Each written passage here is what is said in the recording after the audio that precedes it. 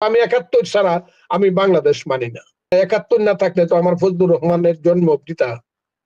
কারণ আমি তো ফজলুর রহমান, ৭১ই আমার জীবন। আমি তো মুক্তিযোদ্ধা। ৭১ কে মানে না, তারা বাংলাদেশের উপদেষ্টা হয় কি করে? আমি তো তাদের সঙ্গে থাকবো না। শেখ হাসিনার কি হবে, আওয়ামী লীগের কি হবে সেটা পরে দেখা যাবে বলে তাদের উদ্দেশ্য ছিল, কিন্তু তারা তো কথাটা প্রকাশ করে নাই। তখন যদি প্রকাশ করতো যে আমরা মুক্তিযুদ্ধ ৭১ কে মুক্তিযুদ্ধ মানি না, আপনারা আমাদের সাথে আছেন, তখন দেখতাম কত লোক যা। এই কথাটা বলে নাই কেন তারা? আমার কথাটা খুব বুঝার চেষ্টা করেন। এখন যে বলে ৭১ মানি না, মুক্তিযুদ্ধ মানি না, ৭২-এর সংবিধান মানি না, এই কথাগুলো তারা তাদের দাবির মধ্যে দিতে পারতো। তখন আমরা গেলে এখন আইসা তাদেরকে ধাপায় সমর্থন করতাম। এখন তো মনে করতেছি না, ৭১ না থাকলে তো আমার ফজলুর রহমানের জন্ম বৃথা। কারণ আমি তো ফজলুর রহমান, ৭১ই আমার জীবন। আমি তো মুক্তিযোদ্ধা। ৭১ তো বাঙালি জাতির শ্রেষ্ঠ অর্জন। এটার সঙ্গে যারা দ্বন্দ্ব করতে চায়, বিশ্বাসঘাতক করতে, তাদের সঙ্গে থাকা তো আমার অপরাধ। আমি তো তাদের সঙ্গে থাকবো না।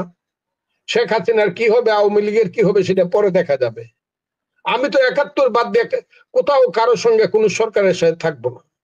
এই সরকার প্রয়োজনে আমাকে আবার ওই তাদের মতোই চোখ বেঁধে নিয়ে যাক, আবার গাছের উপরে ঝুলায় রাখো, কিন্তু আমি ৭১ ছাড়া আমি বাংলাদেশ মানি না। খুব ক্লিয়ার। আর যারা ৭১ কে মানে না, তারা বাংলাদেশের উপদেষ্টা হয় কি করে? তা তো বাংলাদেশ, কারণ ৭১ হইলো বাংলাদেশের মা, মুক্তিযুদ্ধ হইলো বাংলাদেশের মা। মাকে অস্বীকার করে সন্তান হয় কেমনে? আমি সবাইকে কথাটা জিজ্ঞাসা করতে চাই। আরেকটা দল বলছে কি দেশপ্রেমিক নাকি দুইটা দল, একটা হলো সেনাবাহিনী আর একটা হলো তাদের দল। শুনতে আমার মনে হয়েছে, হায় রে, মরি না কেন আমরা? তাইলে যে ৭৭ বছর এই সমাজে আছি, আমরা তাহলে দেশপ্রেমিক না? কথাটা খুব বুঝার চেষ্টা করেন। ওদের ৫,০০০ কর্মী একটা ফজলুর রহমানের সমান হবে না। সততায় বলেন, জ্ঞানে বলেন, বুদ্ধিতে বলেন, বিবেচনায় বলেন। যারা এই কথাটা বলছে, ওদের ৫,০০০ নেতা কর্মী ফজলুর রহমানের সমান হবে না, একটা ফজলুর রহমান। কোথায় কোন সিটে আমার সঙ্গে ইলেকশন করতে চায় কোক, বলো, তাদের বাড়িতে গিয়ে আমি দাঁড়াবো। সিলেটের কোন সিটে তারা ইলেকশন করবে আমার সঙ্গে, তাদের বাড়িতে গিয়ে আমি দাঁড়াবো। তারা যে কথাটা কইছে খুব কষ্টের কথা, যে তারাই শুধু দেশপ্রেমিক আর সেনাবাহিনী। হ্যাঁ, সেনাবাহিনী মানলাম, তারাই শুধু দেশপ্রেমিক, আমরা তাহলে দেশদ্রোহী? এসব কি হচ্ছে দেশে?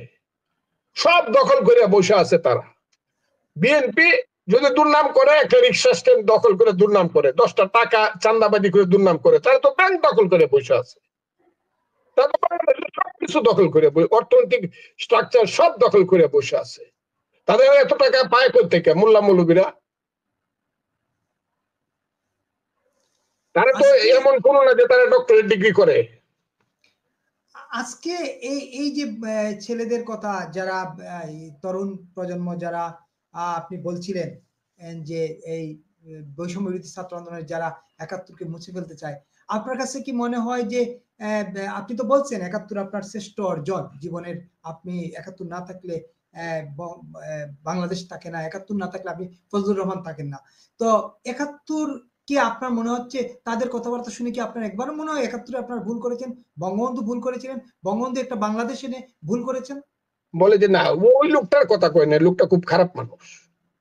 ওই লোকটা ৬৬ সনে যখনই বলছে তুমি কে আমি কে বাঙালি বাঙালি, তখনই তো আমার মনে কষ্ট হয়েছে।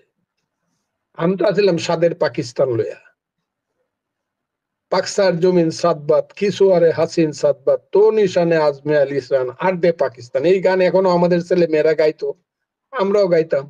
এই লোকটা এই কামটা করে ৬ দফা দিয়ে যে তুমি কে আমি কে বাঙালি শিখাইছে, তোমার আমার ঠিকানা পদ্মা, পৃথিবীর শ্রেষ্ঠ স্লোগানের একটা স্লোগান, এটা দিয়ে তো খুব খারাপ কাম করছে। এই লোকটার নাম আমি আপনাকে বলি, যত কথাই বলেন, আমি খুব এই সন্তানকে বলি, খুব হাত জোর করে বলি সবাইকে, ইউনুস সাহেব সহ, আর যাই করে পূর্বপুরুষদেরকে নিয়ে টানাটানি করেন। অনেকদিন বলতেছি, ইন্ডিয়ার লোকজন যদি শুধু বলতে থাকে, আর এই গান্ধী তো একটা ছিল, অসৎ লোক ছিল, সে তো 19 বছরের 2টা মেয়ের ডাইনে বামে রেখে রাত্রে ঘুমাইতো, সে তো দর্শনকারী ছিল। ও ইন্ডিয়ার মানুষ বলে না তো, বাপের দোষ এত ধরেন কেন? ওই জওহরলাল নেহরুর মেয়ে ইন্দিরা গান্ধী যদি বলতো যে আমার মা মারা যাওয়ার পরে ওই ভারতের গভর্নর জেনারেলের ওয়াইফ এডউইনের সঙ্গে আমার পিতার এই ছিল, এই সম্পর্ক ছিল। এইগুলো নিয়ে যদি ঘাটতে থাকেন, এই ঘাটতি তো কারো কম হবে না। আমি তো সবার বাড়ি চিনি, গড় চিনি, এমন লোক নাই যারা বঙ্গবন্ধুর সমালোচনা করেন। আমি অলরেডি বাংলাদেশে তাদের কিন্তু এটাকে কি বলে, জীবন ইতিহাস আমি কিন্তু নিয়ে নিছি। কার বাড়িতে কয়টা বেড়া আছে, কার বাড়িতে দাঁড়িয়ে আছে, কার বাড়িতে ঘর আছে দরজা নাই, কার বাবা কি ছিল, কার বাবা মানুষের বাড়ির পাহারাদার, কার বাবা রাজ পরিবার, সব লয়ে ফেলছে। কিন্তু কার দাদা রাজাকার ছিল, কার দাদার গাছে তুললে মানুষগুলি সব লয়ে ফেলছে। কিন্তু কাজে আমরা এসব করিয়া আমাদের পূর্বপুরুষদেরকে যে ধ্বংস করতেছি, শেরে বাংলাকে শান্তিতে ঘুমাইতে দেন, সোহরাওয়ার্দী, মৌলানা ভাসানী, শেখ মুজিবুর রহমান এদেরকে শান্তিতে ঘুমাইতে দেন। ইতিহাস তাদের বিচার করবে একদিন। এদেরকে নতুন করে টানাটানি করলে কিন্তু খুব ধাক্কা লাগবে ইতিহাসে। ওই তাজউদ্দিন, মনসুর আলী, কামরুজ্জামান, সৈয়দ নজরুল এদেরকে শান্তিতে ঘুমাইতে দেন। আর জেনারেল যারা ছিল, যারা যুদ্ধে দেশ স্বাধীন করছে, যাদের প্রধান সেনাপতি এমএজি উসমানী, যিনি হলেন ওই যে সেঞ্চুরি মারছে মুক্তিযুদ্ধে, major Zia, I do hereby declare the independence of Bangladesh.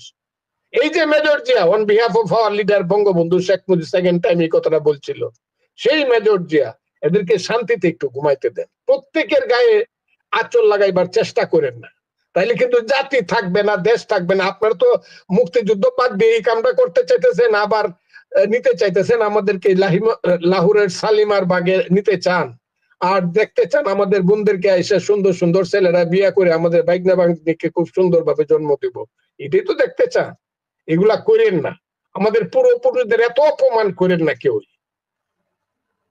কথাটা আমার খুব ক্লিয়ার। ইতিহাসের যারা আমাদের পূর্বপুরুষ বাঙালি জাতির, তাদেরকে এত অপমান করেন না। প্রত্যেক দিন উঠে ঘুম থেকে উঠতে শেখ মুজিবুর রহমানের গালি দেন কেন? এখন আবার জিয়াউর রহমানকে গালি দেওয়া শুরু করছেন কেন? এত সত্য বাড়িতেছে। এখন তো সার্জিস আলম বক্তৃতা করে ইসলামী ছাত্র শিবির ছিল ভ্যানগার্ড আন্দোলন, জুলাই আন্দোলনের, তো বলছে ওই দিন পরিষ্কার ভাবে বলছে। কেন আগে বলেন নাই কেন? গোপনে গোপনে কি করছে?